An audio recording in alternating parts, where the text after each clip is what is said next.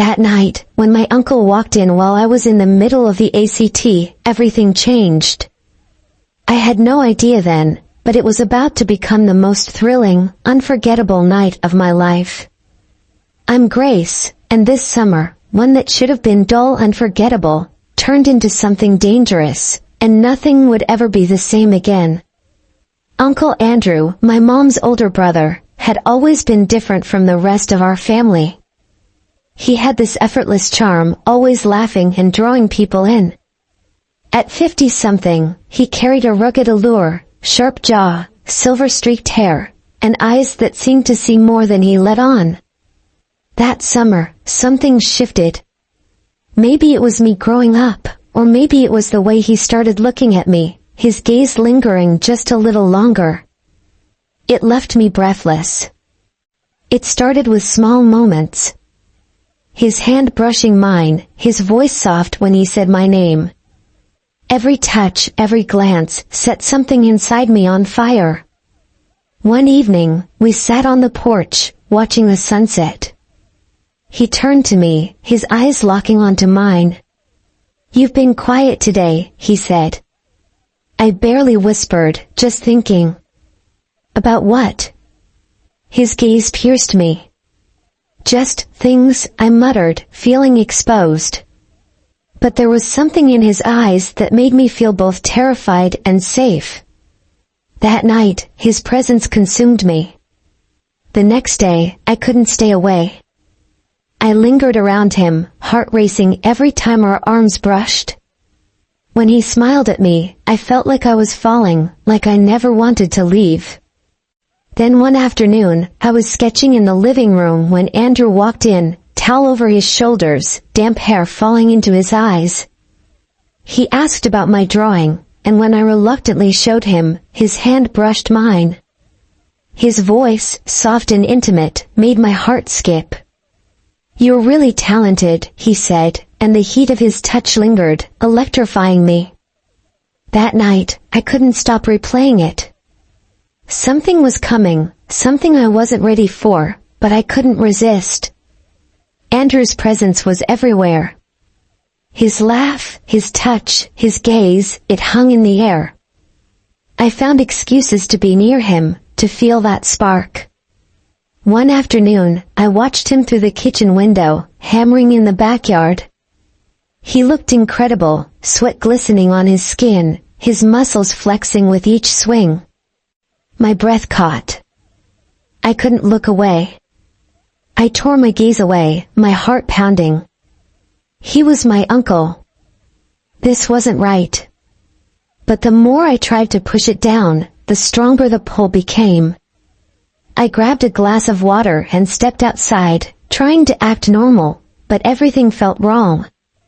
When he saw me, his eyes lit up. I felt like I was losing control. "Hey," he said, wiping sweat from his brow. "What's this?" "Thought you might be thirsty," I said, handing him the glass, my voice steadier than I felt. He took the glass, his fingers grazing mine, sending a shock through me. He drank, his Adam's apple bobbing, and I couldn't tear my eyes away. "You've been working hard," I said, trying to sound casual. "Yeah, it's coming along," he replied, glancing at the shed. We stood in silence, the air thick with something unspoken. "You've been quiet," he said, his voice low. "Everything okay?" "Yeah," I said, too fast. He didn't believe me. His eyes locked on mine, intense, searching. "Are you sure?" I looked away. "I'm fine." I wasn't. But I couldn't say it. Not to him. His hand brushed my arm, a touch that lingered, electric. "You can talk to me, you know?" I nodded, heart pounding. I wanted to tell him everything, but I couldn't. I forced a smile. "Thanks, Andrew." I walked away, but my mind was racing. Later, in bed, my thoughts spiraled. My body burned with desire. I couldn't escape it. Then the door swung open. Grace. I froze. Andrew stood in the doorway, eyes wide. I scrambled, pulling the blanket around me, my face burning. What the hell, Uncle? Ever heard of knocking? I didn't know, he stammered, looking away, embarrassed. Well, I'm clearly busy, I snapped, voice shaky. I can see that, he muttered, glancing at me in the bed. He quickly looked away. I'll leave you to it. But before he left, I blurted, wait. He stopped, hand on the doorknob. His face was flushed. What? I'm sorry, I whispered. I didn't mean to yell. He nodded, his gaze softening. It's fine. I just wanted to talk. My heart hammered in the silence, his presence swallowing the room. He stood in the doorway, his face half-shadowed, something fragile in his voice. Without thinking, I whispered, sure. Come in. The door clicked shut, sealing us in. The air thickened, suffocating with tension. He crossed the room slowly, sitting by the window, eyes flicking to mine and then away. I've been thinking, he said, his voice low, heavy with something I couldn't name. About us. About everything. My stomach dropped. What do you mean? He met my gaze, his eyes intense. How things have changed. Between us. I knew it. The shift. The pull. But hearing him say it made it real, dangerous. It's complicated, I whispered, voice shaking. I don't know how to deal with it. He leaned forward, eyes locked on mine. Neither do I, he admitted. But I can't ignore it. His words hit like a shock, and I looked away, fingers clutching the blanket. I tried to push it away, I confessed, but it's not nothing. No, he said, his voice steady, it's not. The silence felt suffocating. I should have told him to leave, but I didn't want him to. I couldn't. His eyes softened, and the space between us crackled. Slowly, he moved closer, pausing. Waiting. I barely nodded, and that was all he needed. He sat next to me, the bed sinking under his weight. My pulse shot up, every inch of me alive with his proximity. His hand hovered near mine, and I didn't wait, our fingers brushed. This is wrong, I whispered, but every part of me screamed it wasn't. His lips crashed against mine, soft, then desperate. I melted into it, hands gripping his shirt, the tension snapping like glass. His hands cupped my face, his touch restrained, but it only made me want him more. I pulled him closer, his arms locking around me, like he was afraid I'd disappear. Are you sure? His voice was rough, filled with hunger and something else. Yes, I whispered, voice steady. I've never been more sure. He kissed me again, deeper this time, and everything, every worry, every doubt, vanished. It was just him.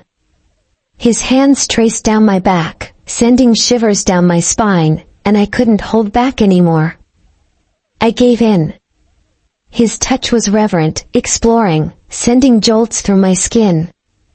I pulled back, breathless. His eyes met mine, wide, searching for any sign. I don't know what happens next, he whispered, his voice cracked. But I don't want this to stop. Neither did I, me neither, I breathed, barely above a whisper. His hand brushed my cheek, and his voice softened. We don't need to figure everything out now. Just be real with me. No pretending. I nodded, my breath steadying. Okay. For a long moment, we just stayed there, the tension thick in the air. The silence was heavy, but comforting. I reached for him again, my fingers tracing the line of his jaw, and he closed his eyes, a sigh escaping him. "You're incredible," he murmured, voice low, awe in every word. "I've never felt like this before." A smile tugged at my lips. "Me neither." He pulled me closer, his arms wrapping around me tightly. The warmth of his body sent a rush through me. His lips met mine again, slow, but every movement screamed need. His hand slid to my waist, and doubt hit me like a wave. "Andrew," I whispered, pulling back just enough to look into his eyes. "What if this?" His hands framed my face, thumbs brushing gently over my cheeks. "It already has," he said, his voice low and steady. "But I can't go back to pretending nothing's there." His words hung in the air, and I felt my resolve start to crumble under the weight of his honesty. He wasn't asking for answers, just the truth. And the truth was, I felt the same. I couldn't pretend anymore, not now, not after everything that had happened between us. I leaned into him, pressing my forehead against his. "Then let's stop pretending," I whispered, my voice barely audible. And just like that, the dam broke.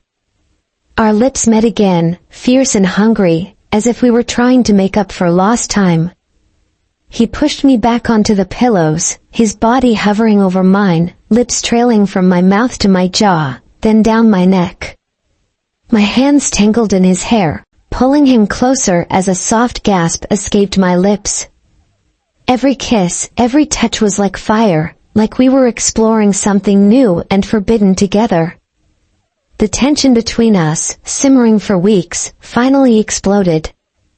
"I've thought about this," he breathed between kisses, voice raw. "So many times. I've thought about this." "Me too," I whispered back, trembling with emotion. "More than I can admit." He paused, looking down at me with eyes full of intensity.